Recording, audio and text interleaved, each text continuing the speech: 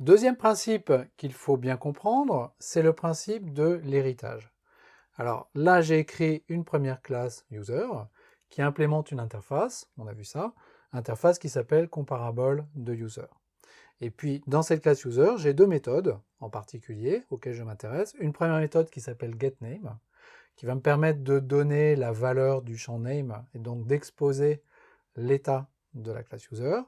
Et puis une méthode qui est présente parce qu'elle est imposée par le fait que j'ai déclaré l'implémentation de cette interface, qui s'appelle int comparTo et qui prend un user en paramètre. Et puis j'ai créé une autre classe employee qui étend user, donc extends user, et puis qui rajoute une méthode en fait qui s'appelle int getSalary. Et puis j'aurais même pu écrire au-dessus public class object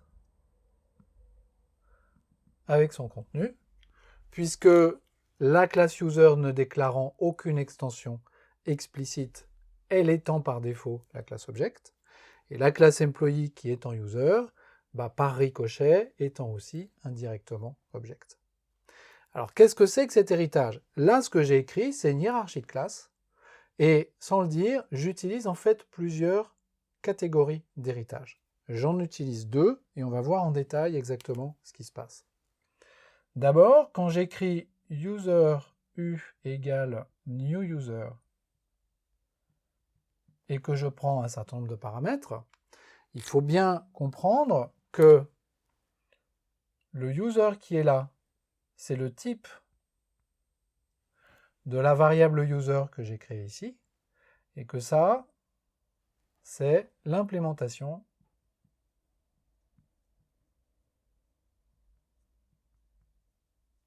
du type qui se trouve à gauche. Et on a vu que pour que le compilateur soit content, il faut que l'implémentation qui est là soit compatible avec le type qui se trouve ici. Quand je prends une implémentation qui est égale au type, la compatibilité elle est triviale et j'ai pas de problème. Les problèmes se posent éventuellement quand j'ai une implémentation qui est par nature différente du type. Alors si par exemple j'écris user u égale new employee avec des paramètres.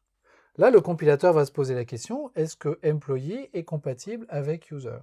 Et la question à laquelle il doit répondre précisément, c'est est-ce que la classe employee, là c'est forcément une classe parce que j'ai utilisé le mot-clé new. Est-ce que la classe employee étend ou implémente user qui se trouve ici? Et là la réponse est oui. Employee étant user, donc j'ai le droit d'écrire ça. Et l'héritage que j'utilise ici, c'est ce que l'on appelle un héritage de type.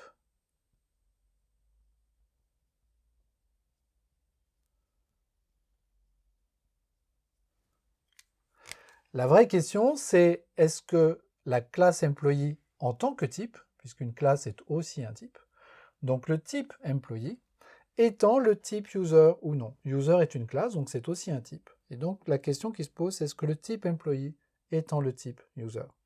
Et si la classe employee étant la classe user, la réponse est trivialement oui. Donc le compilateur est content. Mais je peux écrire les choses encore différemment. Je peux faire par exemple comparable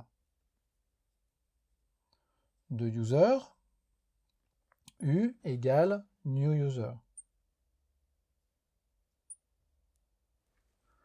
La question est, est-ce que cet exemple va compiler? Je vais encore me poser la même question. Ici à gauche, j'ai un type, et il se trouve que ce type n'est pas une classe. Ce type est une interface. Comparable, c'est une interface. Mais il n'y a pas de problème, une interface définit un type également. Et à droite, comme j'ai un new, user c'est forcément une classe. Si user n'était pas une classe, ce code-là ne compilerait pas, parce que le new c'est forcément devant une classe. Donc user c'est une classe, c'est aussi un type. Et la question c'est, est-ce que ce type étant le type comparable? Et bien, la définition de user qui est ici me dit que user implémente comparable, ce qui est une autre façon de dire que le type user étant le type comparable.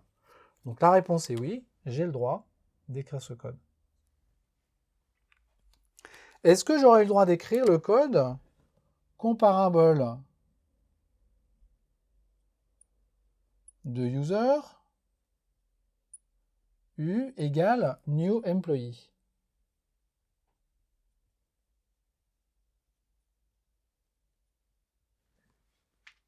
Je vais encore me poser la question. Comparable est une interface, elle est là. Employee est une classe, donc c'est aussi un type. Et donc il faut que je regarde si le type employee étant le type comparable ou pas. Alors si je regarde la définition de la classe, je vois que le type employee n'étant pas comparable directement. Cela dit, employee étant user.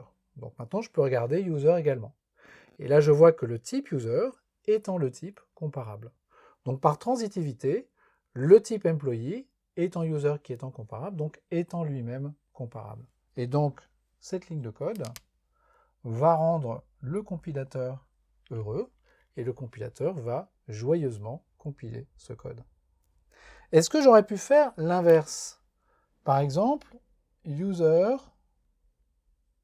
U égale new comparable de user. Bah là, la réponse est non, et c'est pas une réponse non qui vient de l'héritage. Tout simplement, ici à droite, j'ai une interface, et j'ai pas le droit d'écrire ce code. J'ai pas le droit de faire un new devant une interface. Pourquoi? Parce que dans une interface, j'ai pas de code, j'ai des méthodes abstraites, et je ne peux pas créer un objet sur des méthodes abstraites, il me faut nécessairement une implémentation, donc un corps de méthode pour ces méthodes abstraites. Donc ça, ce code-là n'est pas autorisé. Est-ce qu'à l'inverse, j'aurais pu écrire employee E égale new user?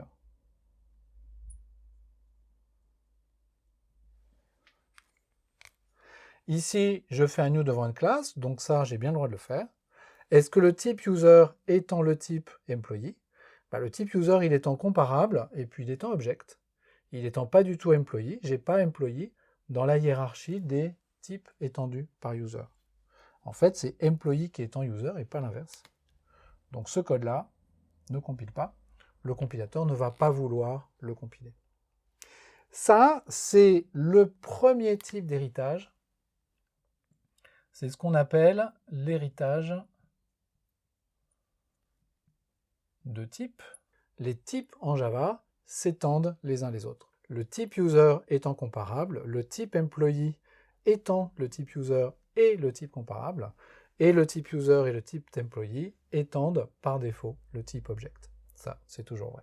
Et d'ailleurs, même le type comparable étant également le type objet. Bien que ce soit une interface, cette interface représente un type, et ce type étant le type objet. Alors ça, c'est l'héritage de type, c'est un héritage qui est très important parce que c'est là-dessus que fonctionne le compilateur, mais on a un autre type d'héritage qui est l'héritage de comportement et que l'on va voir à présent.